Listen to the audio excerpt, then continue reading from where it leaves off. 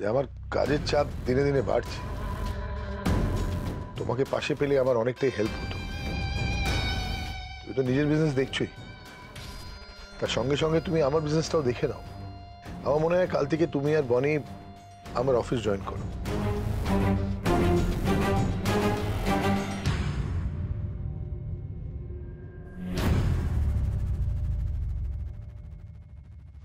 ওমা, তুমি অফিসে যাচ্ছ?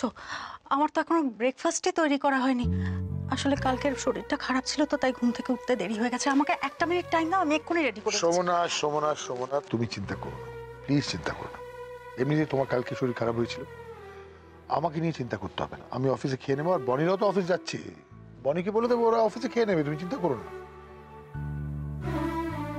তোর প্রেশার আছে, তোর যে শরীর খারাপ হয় সবাই কষ্ট পাবে, যা একটু রেস্ট নে প্লিজ দিদি। পারছি না রে ইন্দ্র, বনের চিন্তা থেকে আমি নিজেকে কিছুতেই আটকাতে পারছি না। আমার বুকের ভেতরটা বনের জন্য পুড়ে যাচ্ছে। ওর মুখে যদি একটু হাসি দেখতে পেতাম, তাহলে বোধহয় আমি একটু শান্তি পেতাম। তোমাকে কোথাও যেতে হবে না, তুমি এখানে বসে রেস্ট নাও, আমি বনিকে ডেকে আনছি। আর যেই জানতে পারবে না যে তোমার শরীর খারাপ আর তুমি ওকে নিয়ে চিন্তা করছো, ও ঠিক তোমাকে বকবে। সোমনাথ প্লিজ, তুমি কি সারা জীবন বনের সাথে এরকমই করেছো? মানে ওর বয়সী একটা মেয়ে যতটা না ভার নিতে পারে, তার থেকে অনেক বেশি দায়িত্ব তুমি ওর উপর চাপিয়েছো। এখন আমি এসে গেছি সোমনাথ, বনের সাথে এটা আমি আর করতে দেবো না। তোমার কথার অর্থই বুঝতে পারছি না আমি, কি বলতে চাইছো? এমনিতেই বনি শেখরকে নিয়ে এখন আপসেট রয়েছে, এর মধ্যে তুমি যদি আমার কথা বলো তাহলে তো ও আরো আপসেট হয়ে যাবে। আমি আমার শরীর নিয়ে ভাবছি না সোমনাথ, আমি আমি শুধু আমার বনির মুখে একটু হাসি দেখতে চাই, আর কিচ্ছু চাই না। আচ্ছা, তোমরা তো এক্ষুনি অফিসে বেরোবে না? আমি যাই, আমি বনির সাথে একটু কথা বলে আসি। ঠিক আছে যাবে। এমনিতেই তোমার শরীর খারাপ। ইন্দ্র, তুমি নিয়ে যাও, আমি একটা ফোন করার আছে, আমি ফোন করে আসছি। মা একবার শোনো। মেয়ের নাম নিয়েছে আর শুনছে মেয়ে হাজির। হ্যাঁ দিদি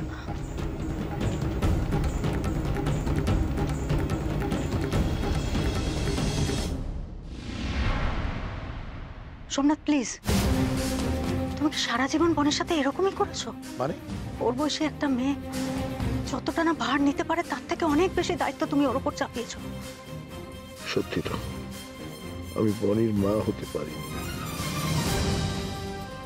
অতটুকু মেয়ের উপরে কম দায় চাপিয়েছি, কম কষ্ট দিয়েছি ওকে। কখনো ভাবিনি ওর মন কি চাইছে। মায়ের মতো করে ওকে কোনোদিন বোঝার চেষ্টাই করিনি আমি। মিথ্যে ছিল আমার দাবি যে আমি বনির মা, আমি বাবা, সব মিথ্যে। মা মা একটু তাড়াতাড়ি শুনবে? ওমা বনি, তোকে কি সুন্দর দেখতে লাগছে রে, কারণ নজর না লেগে যায়। মা আমি কি ছোট বাচ্চা নাকি যে আমার নজর লেগে যাবে? ছেলে মেয়েরা বাবা মার কাছে সবসময় ছোটই থাকে বনি। ঠিক বলেছিস দিদি। জানিস তো বনি না এখনো ছোট বাচ্চাদের মতো ভ্যাঁ ভ্যাঁ করে কাঁদে। আমি কই কাঁদি? আর বলিস না, সেদিন শেখর চলে যাওয়ার জন্য কিভাবে কাঁদছিলি বলতো, ভ্যাঁ ভ্যাঁ ভ্যাঁ করে। ছোট মামা। যাকে কেমন আছে শেখর এখন? ও এখন ঠিক আছে। জানো আমি আর গেয়ভূত বাবার অফিস জয়েন করছি। Very good. হ্যাঁ, আর গেয়ভূত নিজের হাতে আমাকে সব কাজ শেখাবে। আরো ভেরি গুড। তার মানে আর কিছুদিনের মধ্যেই আমাদের বনি বিজনেস ওমেন হয়ে যাবে, রাইট? তোর মুখের কথা যেন সত্যি হয় ইন্দ্র, আমার বনি যেন ওর বাবার নাম রাখতে পারে। তা হ্যাঁ রে বনি, তুই যে আমার ডাকলি, কিছু বললি না তো? আজ আমি প্রথমবার অফিস যাব তো, তাই তোমাকে প্রণাম করব। থাক থাক থাক মা। না না না না না, গড ব্লেস, গড। নিজের অধিকার কখনো কারোর হাতে ছাড়বি না বনি, আর আমি জানি তোকে কেউ কোনোদিন হারাতে পারবে না। বিশেষ করে বরের অধিকার কারোর কাছে ছাড়বি না। ভালোবাসা দিয়ে নিজের আঁচলে বরকে সব সময় বেঁধে রাখবি, কেমন? বনি তোর তো তাহলে দুজন ট্রেনার, বাড়িতে মা আর ওইদিকে অফিসে শেখর। তোর অবস্থা একদম টাইট। না রে ইন্দ্র, আমার বনিটা যে বড্ড সরল, তাই ওর জন্য আমার খুব চিন্তা হয় রে। বনি, তোর বাবা তোকে ফাইলপত্র সব ভালো করে বুঝিয়ে দেবে, বুঝে নিস কিন্তু। তুই আর শেখর মিলে বাবার বিজনেসের দায়িত্বটা ভালো করে বুঝে নে। দেখিস একসাথে দুজনে মিলে কাজ করলে তোদের মধ্যে সমস্ত ভুল বোঝাবুঝি মিটে যাবে। দিদি, কি ব্যাপার, তোকে আমি বলেছিলাম না তুই এ ঘরে আসবি না, এলি কেন? আমি এখানে বসে গল্প করতে আসিনি, আমি তো দিদিকে বেস্ট অফ লাক জানাতে এসেছি। কেন, সেটাও বলা মানা কি? মা কেন শুধু শুধু ওকে বকছো? মো ছাড়ো তো, তুমি এসো, তুমি এখানে বসো। না না, আমি বসবো না, আমি তো তোমাকে শুধু উইশ করতে এসেছি। Any good luck. বিজনেসটা কিন্তু ভালো করে বুঝে নিও। চ্যাটার্জি ইন্ডাস্ট্রি তো আর মুদিখানার দোকান নয় যে ডেবিট ক্রেডিটের হিসেব রাখলেই হলো।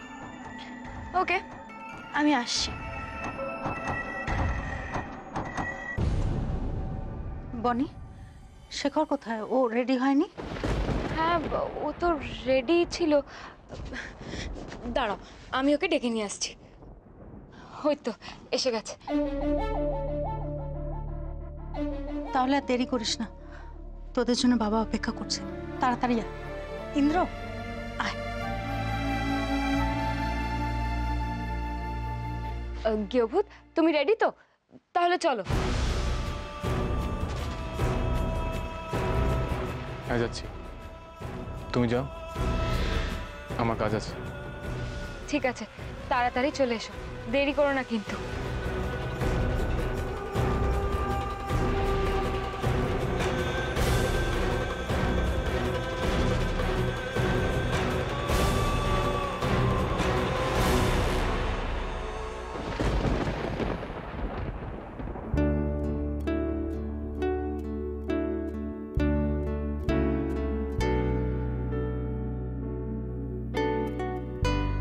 কি হয়েছে সোমনাথ, কাঁদছো কেন?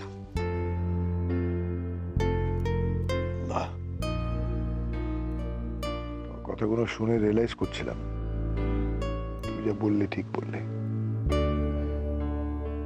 আমি বনির কাঁধে অনেক বেশি বোঝা চাপিয়ে দিয়েছিলাম, এটার মনকে পড়তেই পারিনি। তাই ওর এই কষ্টটা আমি তোমার মতন রিড করতে পারছি না, বুঝতে পারছি না। তো আমারই দোষ।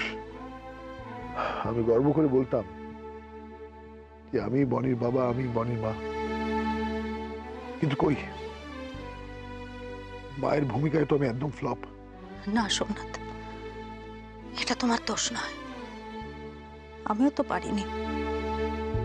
আমিও তো ভেবেছিলাম মৌকে একা মানুষ করব, কই, আমি তো মৌয়ের জীবন থেকে ওর বাবার অভাব পূরণ করতে পারিনি। কোনো বাবা মার পক্ষে একা দুজনের অভাব মেটানো সম্ভব হয় না সোমনাথ। সেই জন্যই তো সন্তানকে বড় করার জন্য সংসারে বাবা মার দুজনের থাকাটাই ভীষণভাবে জরুরি। আমায় ক্ষমা করে দিও, ক্ষমা করে দিও সোমনা। আজ আমার জন্যই তো তুমি বাধ্য হয়েছিলে এই সংসারটা ছেড়ে চলে যেতে, আর ঠিক এই কারণেই আমাদের দুটো মেয়ে খুব কষ্ট পেয়েছে। আমি খুব খারাপ সুমনা। আমি না হতে পেরেছি ভালো স্বামী, না হতে পেরেছি ভালো বাবা। আমিও তো তাই সোমনাথ। না না সুমনা, তোমার কোনো দোষ নেই, কোনো দোষ নেই তোমার, সব দোষই আমার, আমার দোষ।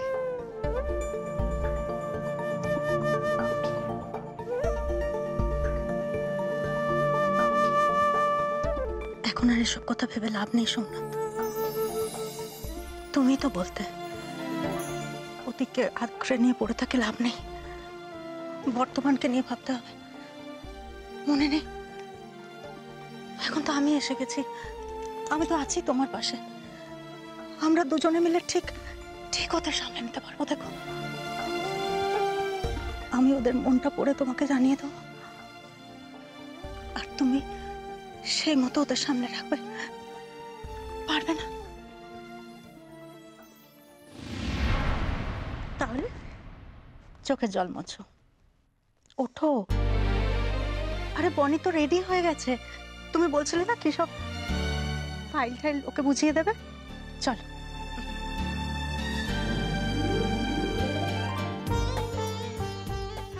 Thank you Sumana, thanks. দেরি হয়ে যাচ্ছে তো, যেতে হবে না? চল।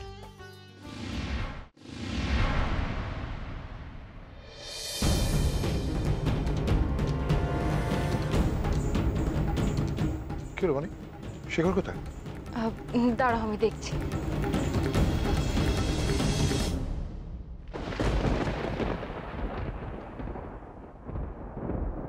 বাবা আমি মৌকে নিয়ে অফিস যাচ্ছি।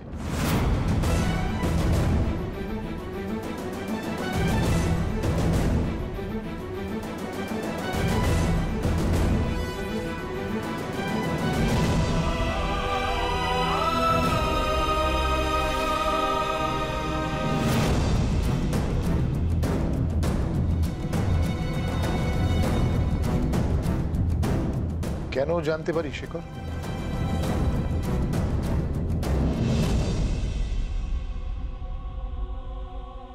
আপনি যোগ্য লোকের হাতে বিজনেসটা না দিয়ে খুব ভুল করেছেন।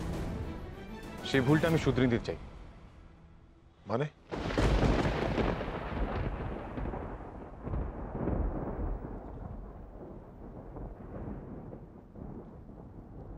আমি মনে করি মৌয়ের এডুকেশনাল কোয়ালিফিকেশন বনির থেকে অনেক বেশি, তাই মৌই বনির থেকে বেশি যোগ্য।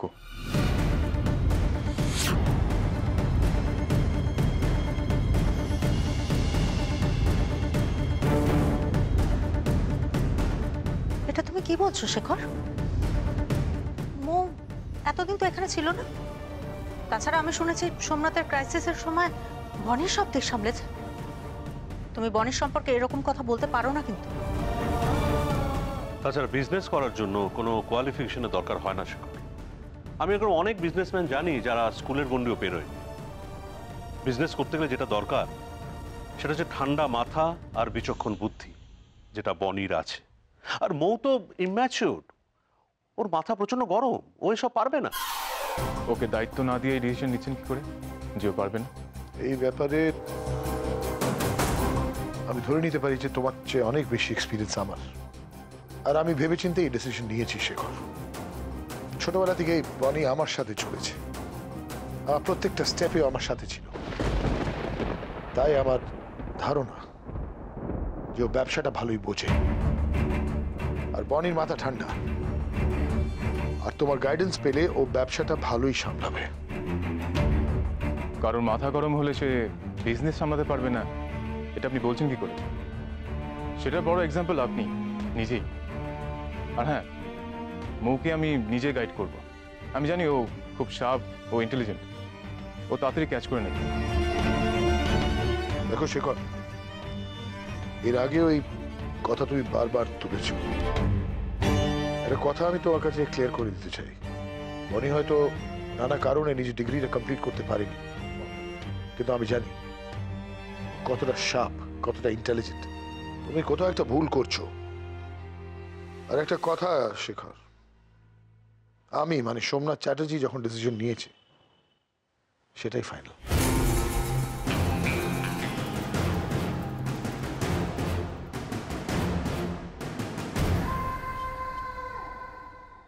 তাহলে আমার ডিসিশনটাও শুনে নিন, মৌ না গেলে আমিও যাব না।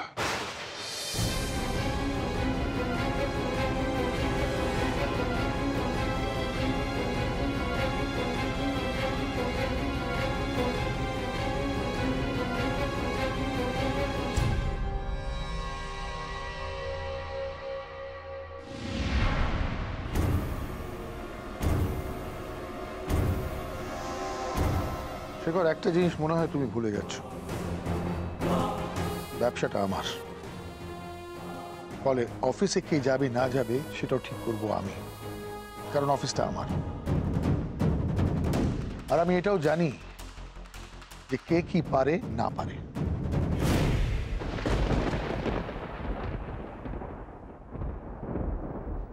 শেখরদা, বাবা ঠিকই বলছে, এটা বাবার বিজনেস, তো বাবার ডিসিশনটাই শেষ কথা।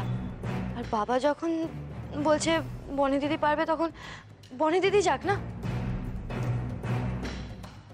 ওয়েল, বনি যেতেই পারে, কিন্তু আমি তার দায়িত্ব নেব না।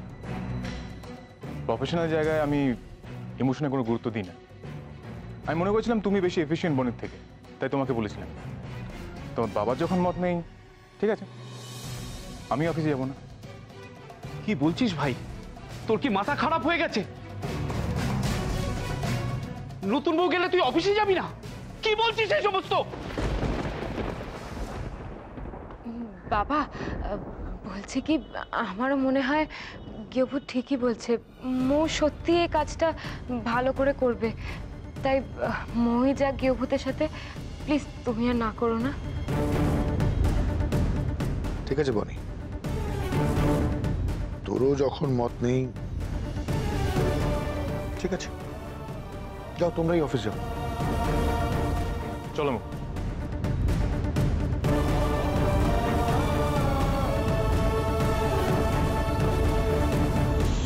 বনি, কি করছিস এটা তুই? নিজের অধিকার নিজে এইভাবে কেউ ছাড়ে? নিজের পায়ে নিজে কুড়ুল মারছিস তুই। মা, অধিকার কখনো জোর করে আদায় করে নেওয়া যায় না, আর জোর করে আমি কিছু করতেও চাই না, তাহলে নিজের ভালোবাসাকে অসম্মান করা হয়।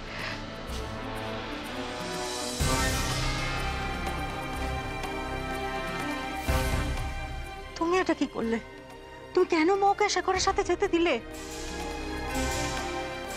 শোভনা, আজ অফিসে আমার একটা প্রজেক্টের ফাইনাল মিটিং আছে, আর এই প্রজেক্টটা আমার জন্য খুব ইম্পর্টেন্ট। ও আমাকে একটা কথা বলে গেল না, ও জানে কার কি ক্যাপাবিলিটি আছে বা কে কতটা ইন্টেলিজেন্ট। আজ যদি এই প্রজেক্ট হাতছাড়া হয়, তখন আমি শেখরকে বুঝিয়ে দেব আমাকে ডিঙিয়ে যাওয়া বা আমার ডিসিশনকে বাইপাস করে যাওয়ার ফল কি হতে পারে। আর মৌকে তুমি কিছু বলবে না? না, বলবো না, কারণ মৌ যেতে চায়নি, শেখর জোর করে ওকে নিয়ে গেল। এটা কিন্তু ঠিক, শেখর প্রথম থেকেই মৌকে নিয়ে যাওয়ার জন্য ইনসিস্ট করে গেছে। মৌ যেচে কিন্তু কিচ্ছু বলেনি। তবে শেখরের যুক্তিগুলো কিন্তু একদম ফেলে দেওয়ার মতো নয়। তুই কি বলছিস ইন্দ্র? শেখর বনিকে ছোট করছে, এটা ঠিক? দেখ দিদি, আমি কথাটা ওইভাবে বলতে চাই। আমি এটাই বলতে চাইছি যে মৌয়ের বিজনেস ব্যাপারে বুদ্ধিটা খারাপ নাও হতে পারে।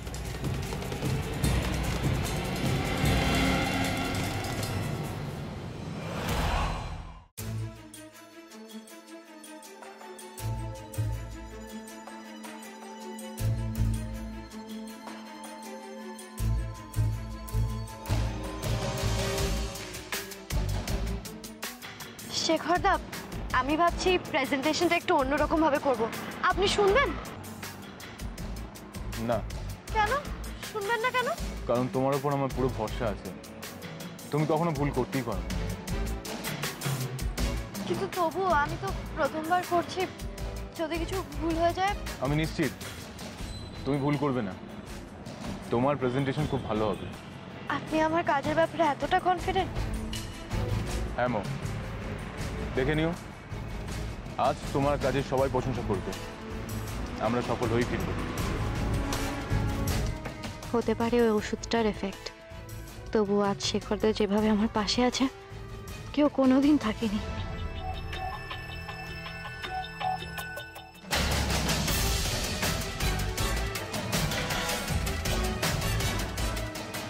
আমিও আজ সবাইকে দেখিয়ে দেব মুখ কি কি পারে, যেটা বনি কখনো পারতো না, কখনো না। मैं तेनू समझावा कि ना तेरे बिना लगदा जी, मैं तेनू समझावा कि তোমার জন্যই তো আমি সবকিছু করতে পেরেছিলাম গেবুত। আমি তো সংসারের কোনো কাজই জানতাম না, তুমি আমার হাত ধরে সেদিন সবকিছু শিখিয়ে দিয়েছিলে। मैं करूं इंतजार तेरा, तू दिल को यूं जान मेरी, जान मेरी। তুমি পাশে থাকলে আমি যে সবকিছু করতে পারি, তুমি তুমি কি করে সেটা ভুলে গেলে? কি করে? আমি মনে করি মৌয়ের এডুকেশনাল কোয়ালিফিকেশন বনির থেকে অনেক বেশি, তাই মৌই বনির থেকে বেশি যোগ্য।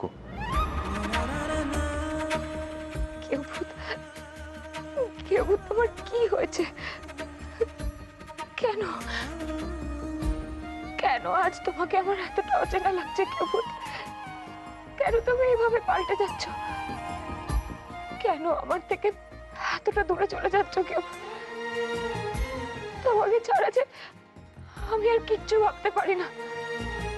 দম আটকে আসে আমার, দম আটকে আসে।